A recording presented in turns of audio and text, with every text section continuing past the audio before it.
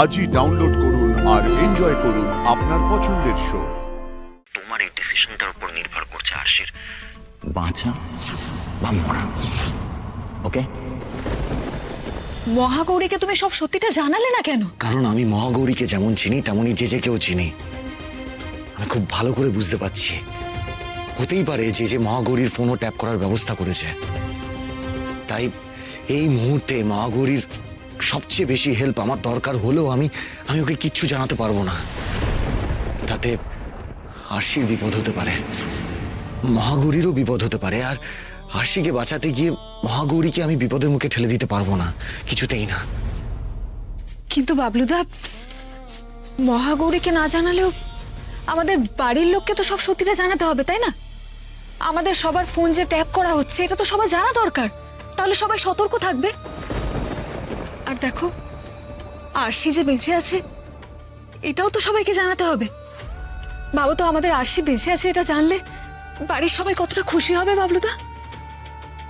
তুই ঠিকই বলেছিস অরু, কিন্তু এই মুহূর্তে আগে আরশিকে জেজের হাত থেকে বাঁচিয়ে ওকে সুস্থভাবে ফিরিয়ে আনতে হবে।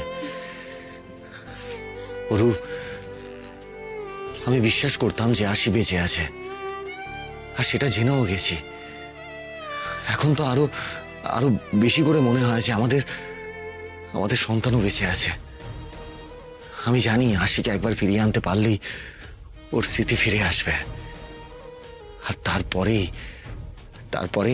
আমাদের সন্তানের খবরও জানতে পারবো।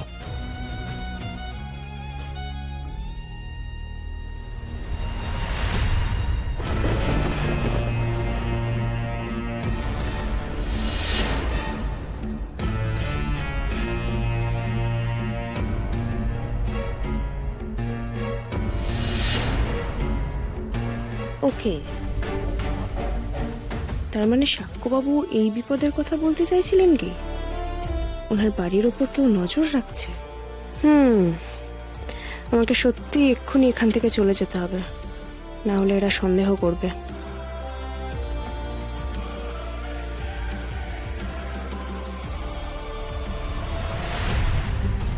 হ্যাঁ, হ্যালো, ইয়েস, আমি এসআই মহাগৌরী সিংহ বলছি। হ্যাঁ, এমার্জেন্সি কেস তো? ওকে ওকে, আমি এক্ষুনি আসছি। হ্যাঁ, আসছি। হুম।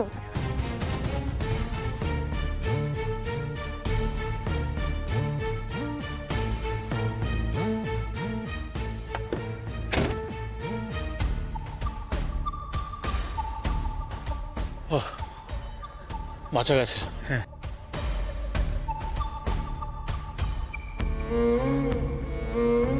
বল, ওখানে কি হলো? সাক্ষ্যজিৎ দেখা করেছে মহাগৌরীর সাথে? না দাদা, মহাগৌরী সাক্ষ্যজিতের বাড়িতে ঢুকতে যাচ্ছিল, কিন্তু মনে হয় কোনো এমার্জেন্সি কাজের জন্য বাড়িতে না ঢুকেই বাইরে থেকেই ফিরে গেছে। বাঁচা গেল।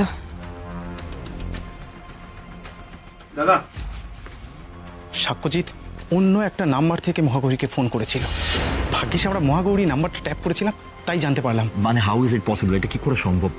সাক্ষ্যজিৎ কার নাম্বার থেকে মহাগৌরীকে ফোন করেছিল? আর তার থেকেও ইম্পর্টেন্ট কথা, সাক্ষ্যজিৎ কি মহাগৌরীকে এটা বলে দিয়েছে যে আরশিকে আমরাই কিডন্যাপ করেছি? না দাদা, কিচ্ছু বলেনি, এমনকি মহাগৌরীর সাথে দেখাও করতে চাইনি। কিন্তু সাক্ষ্যজিৎ ফোন করলো কার নাম্বার থেকে? ওর সমস্ত নাম্বার তো আমি ট্যাপ করে রেখেছি, তাহলে? সেটা ঠিক বুঝতে পারছি না দাদা, তবে একটা বিষয়ে খটকা লাগছে। সাক্ষ্যজিতের বাড়িতে একজন কাজের মেয়ে আছে, নাম দুষ্টু। হয়তো তার ফোন থেকে দাদা। আরে তাহলে ওই মেয়েটার ফোনটা এখনো ট্যাপ করিসনি কেন? জাগিয়ে ওই মেয়েটার ফোনটা ট্যাপ কর। ইডিয়েট। সরি দাদা। সিরিয়াসলি সবকিছু বলে কেন দিতে হয় তোমাদেরকে?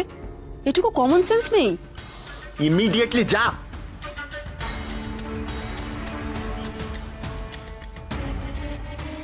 তার মানে সাক্ষ্যজিৎ এখনো অব্দি মহাগৌরীকে কিছু বলেনি? সায়ন্তন, তুমি একদম টেনশন করো না। সাক্ষ্যজিৎ কোনোভাবেই ওই আরশিকে বিপদে ফেলার রিস্কটা নেবে না, এটা আমি শিওর। আর সাক্ষ্যজিতের কাছে এই মুহূর্তে সারেন্ডার করা ছাড়া আর কোনো রাস্তা বাকি নেই। সাক্ষ্যজিৎকে সারেন্ডার করতেই হবে। হলো তো, তুই আবার আমাদের বাড়ির সবাইকে বিপদের মুখে ঠেলে দিলি তো। এই ওফ বাবা, দেখছো এরকম একটা সিচুয়েশন, প্লিজ একটু সেন্সিবল হও। আমি কিন্তু কিছু বুঝতে পারছি না। আরশির বেঁচে থাকার খবরটা আমরা এমন একটা সিচুয়েশনে পেলাম যেখানে আমাদের সবার হাত পা বাঁধা, আমরা কেউ কিচ্ছু করতে পারছি না। আর সাক্ষ্য, এত কিছু ঘটে গেল, তুমি তুমি এখন এসে আমাদেরকে সবটা জানাচ্ছ? আজ তো আমাদের আনন্দ করার কথা ছিল। এতদিন তো জেঠু ছাড়া কেউ বিশ্বাসই করতো না যে জেঠি বেঁচে আছে।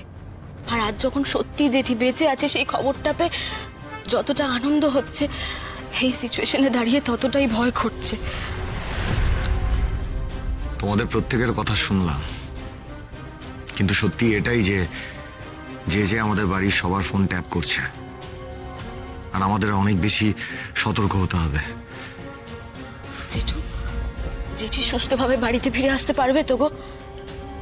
নিশ্চয়ই আসবে।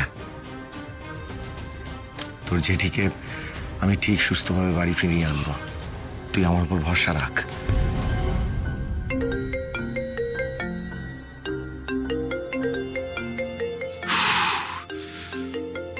আবার যে ফোনটা লাউডস্পিকারে দাও তো দেখি, আমরাও শুনিও কি বলছে। কি ব্যাপার সাক্ষ্য, কি ডিসিশন নিলে? সাক্ষ্য, চুপ করে থেকে কোনো লাভ নেই। Time is running out. 48 ঘন্টার মধ্যে থেকে অনেকটা সময় কিন্তু অলরেডি চলে গিয়েছে। আই থিঙ্ক তুমি বোধহয় আর আরশিকে বাঁচিয়ে রাখতে চাও না, তাই তো?